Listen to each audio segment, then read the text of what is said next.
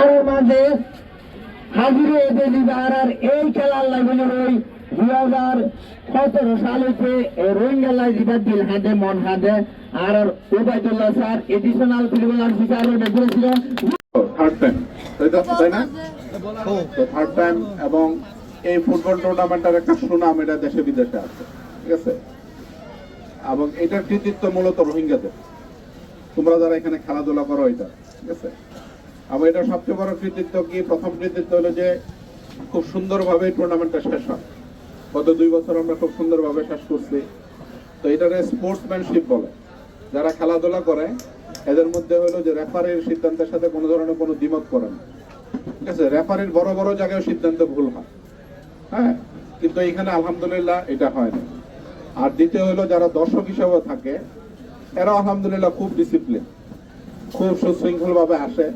আমরা যদি একটু ভয়ে ভয়ে থাকি, ওই গাছের উপরে থাকে এর উপরে থাকে কোন অ্যাক্সিডেন্ট ঘটে কিনা, বাট এরাও খুব সুশৃঙ্খল ভাবে আসে, আবার সুশৃঙ্খল ভাবে চলে যায়।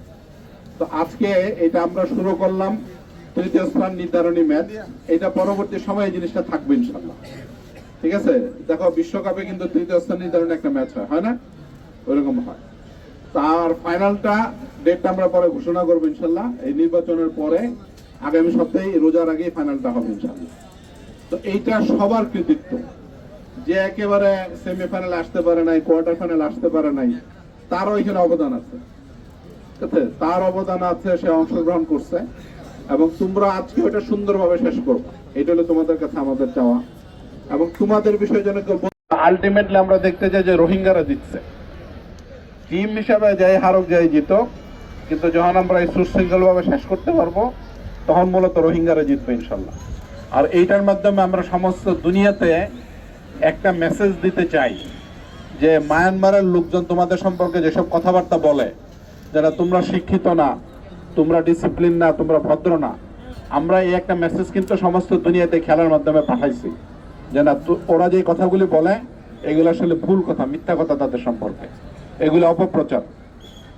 এবং এটা নিয়ে আমরা অনেককে বলি বিদেশিদেরকে যে তোমরা এসে দেখো খেলার মাঠে ছোট্ট একটু জায়গা হাজার হাজার লোক একত্রিত হয়, সবাই ডিসিপ্লিন থাকে। এবং খেলোয়াড়দের মধ্যে তোমরা এসে দেখো ওরা সুন্দরভাবে খেলা শেষ করে একসাথে আবার ঘরে ফিরে। তো সেটা আজকেও থাকবে ইনশাল্লাহ, ফাইনালও থাকবে, প্রত্যাশা রাখতেছি। তো ঠিক আছে, সবাইকে ধন্যবাদ। আসসালামু আলাইকুম।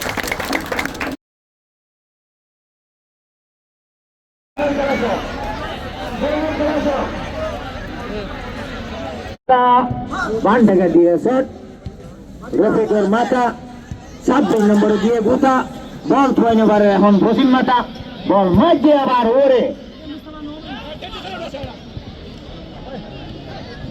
18 নম্বর। আর এটা হাজির টিকা বেশা বেশি মিন্নত করে এই খেলার লাই। টিকার মেহমান আর মাঝে হাজির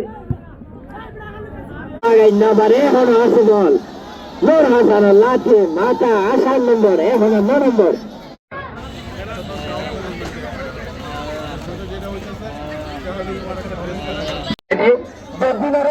সুশৃঙ্খল ভাবে সারে হবে মেহমানি করে আস্তে আস্তে বড় জগল বিনোদন প্রমাণ আর সুপুরিয়া জানার শান্তিভাবে যেন একসঙ্গে বড় জগল সুপুরিয়া খেলা